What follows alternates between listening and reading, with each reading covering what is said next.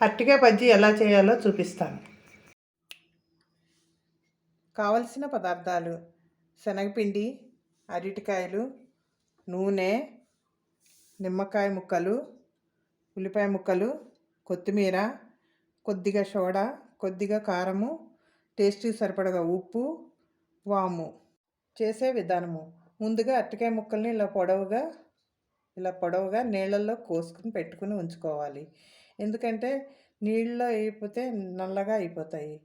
అందువలన నీళ్ళలో కోసి ఇలా ఉంచాలి. శనగపిండిలో నీళ్లు వేసి దోసల పిండిలా కలపాలి. వాముని కొంచెం ఇందులో వేసి కచ్చపచ్చగా దంచాలి. దంచిన ఈ వాముని శనగపిండిలో వేయాలి. టేస్ట్కి సరిపడగా ఉప్పు, కొద్దిగా కారం, కొద్దిగా 2 చిటికెలు వంట సోడా, ఇవన్నీ వేసిన తర్వాత మళ్ళీ కలిపి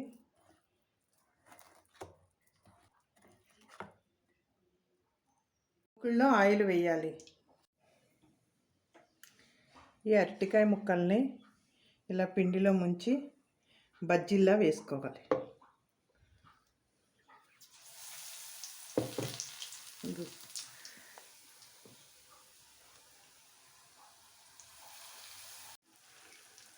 ఇలా బజ్జీల్లా వేసి వేగిన తర్వాత తీసుకోవాలి.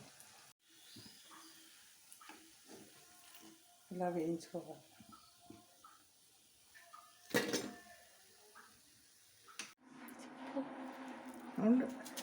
బజ్జీ రెడీ. ఈ బజ్జీలని ఇలా కట్ చేసి బజ్జీల్లో కొద్దిగా ఉల్లిపాయలు,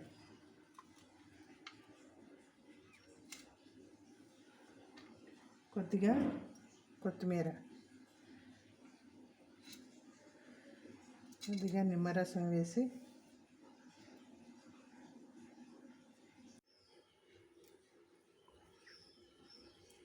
నిమ్మకాయ పిండాలి.